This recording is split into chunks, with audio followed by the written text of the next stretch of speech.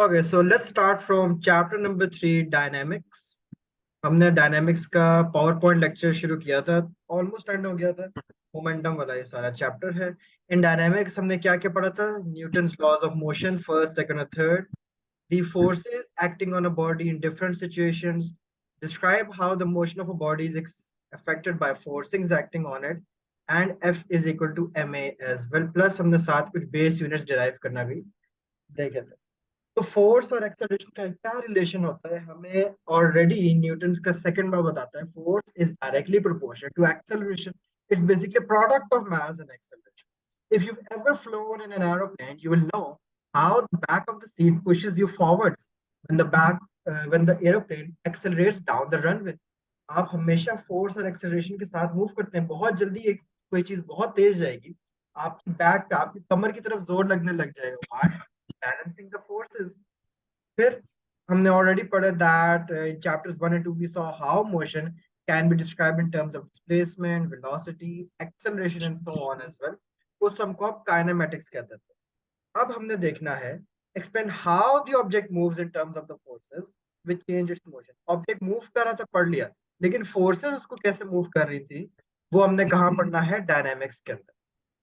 So calculating the acceleration, acceleration का कौन सा फॉर्मूला पढ़ा था काइनेमेटिक्स में? एक्सेलरेशन का F/m। F/m। इसके अलावा वो तो न्यूटन सेकंड लॉ कैसे निकालते हैं एक्सेलरेशन? वो यूटी वाला राइट। बहुत सिंपल, एक v minus u over T, final minus initial velocity divided by time, वो भी है ना। उसी की हमने रीअरेंज हाँ करके ये बनाया हुआ था ना, v is equal to u plus a t. ये इक्वेशन ऑफ मोशन थी। याद क्यों करनी है? इसी को रीअरेंज करें तो क्या बनती है? a को सब्जेक्ट बनाए तो v minus u over T है असल में ये। So figure 3.2a shows how we represent the force which the motors on the train provide to cause it to accelerate. Now the resultant force is represented by a green arrow। आप देख सकते हैं कि resultant force आपको green arrow से show हो रही है कि वो जी जनाब 20,000 न्यूटन टुवर्ड्स द डायरेक्शन हो रही है, बिकॉज आपकी एक्सेलरेशन एंड मोशन भी उसी डायरेक्शन में है। मास 10,000 केजी है। यहाँ पे फिर बी में उन्होंने दिखाया हुआ है कि अब acceleration backward -3 metre per second square है, और ये अपर डायरेक्शन ऑफ। अब आपने यहाँ पे डिफरेंट फोर्स निकालनी है। हमें पता है कि मास तो चेंज नहीं होना, मास रिमेन्स द सेम। और जब मास कांस्टेंट होता है तो force is directly proportional to acceleration.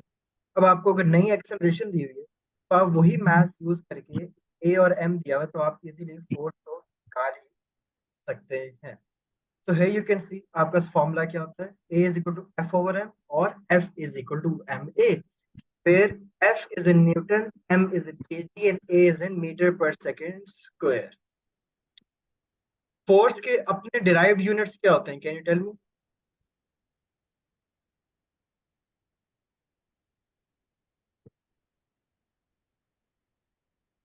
मास हो जाते केजी, मल्टीप्लाई करें एक्सेलरेशन के साथ, क्या बन गया? Kg m s minus two. ये किसके यूनिट्स हैं? सारी फोर्सेस के। Got it? ये आपके पास है उसका डिराइव्ड यूनिट। सो है यू कैन सी कि इसी एग्जांपल के अंदर हम आपको जो फोर्स थी 20,000 न्यूटन डिवाइड, ये 2 लिखा हुआ है यहाँ पे basically, 20,000 divide by the mass 10,000, acceleration आपके पास क्या आ गई? 2 metre per second.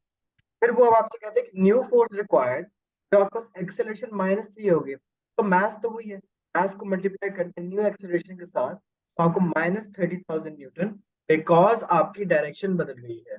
and we know that force is a vector quantity, acceleration is also a vector quantity।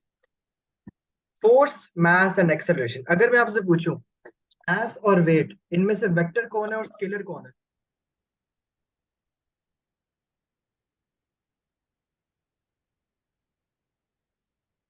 बताएं जी। इज मास अ वेक्टर और इज वेट अ वेक्टर? मैं एक second, मास और wait. इनमें से वेट स्केलर क्वांटिटी क्या है, vector quantity कौन सी है? वेट वेक्टर है, मास स्केलर है। गुड, क्या रीजन है? वेट एक डायरेक्शन में होता है, गुड जॉब, किस डायरेक्शन में? Towards the centre of earth. Good job, ठीक है। So an alternative form of Newton's second law is given in chapter number 6 as well, जो हम work energy power में करेंगे when you study momentum. Since Newton's second law holds for objects that have a constant mass, this equation can be applied to a train whose mass remains constant during its journey. A is equal to F over m से वो आ जाएगी. ये क्या दिखाता है कि obviously जितनी bigger the force, greater would be the acceleration that it's going to produce because acceleration is directly proportional to force. The equation also shows that the acceleration produced by a force depends on the mass of the object.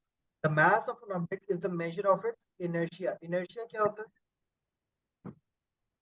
The resistance force. Good. Her body के अंदर एक resistive force होती है. मैं आपको धक्का देने आऊंगा, आप एकदम नहीं गिरोगे. थोड़ा जोर से दूंगा, ऐसा नहीं कोई कागज हो, ऐसा तो नहीं. You have an inertia. It's an ability to resist any change in its motion. So the greater the mass the smaller the acceleration.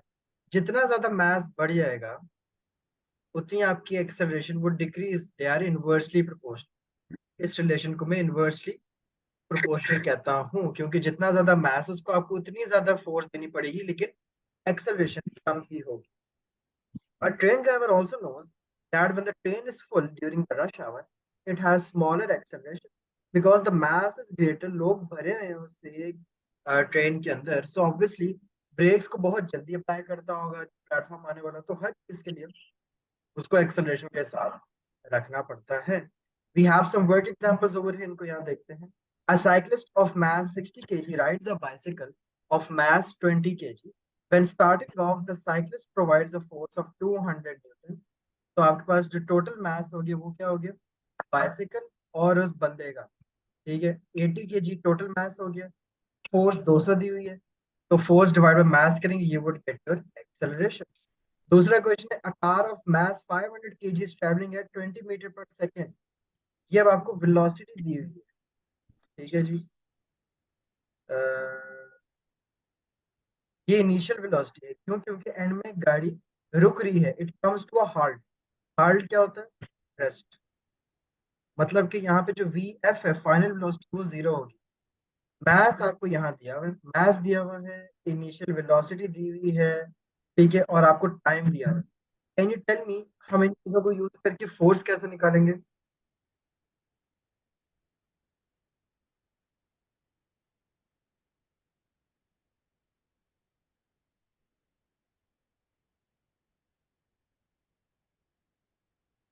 Force is equal to m a होता है ना. तो क्या मैं force is equal to m multiplied by v minus u over t लिख सकता हूँ?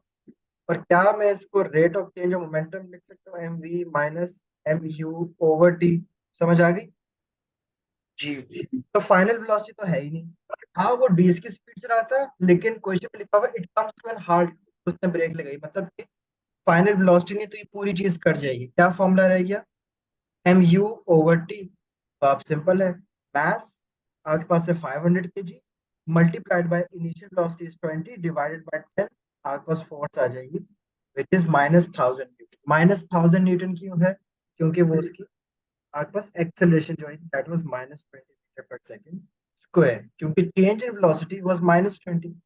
Change in velocity final minus initial होता है, ठीक है. तो फाइनल तो जीरो थी, माइनस आपने इनिशियल की, तो आंसर क्या आया? -20. तो वो एंड पे जो फोर्स भी है वो भी आपको ऑपोजिट डायरेक्शन में लगानी पड़ेगी ना to apply the force because braking is a kind of a frictional force. Got it? जी समझ आ सर. गई? जी. ओके, चलें कॉपी पेंसिल निकालें और जल्दी से अब ये क्वेश्चन स्टार्ट करें.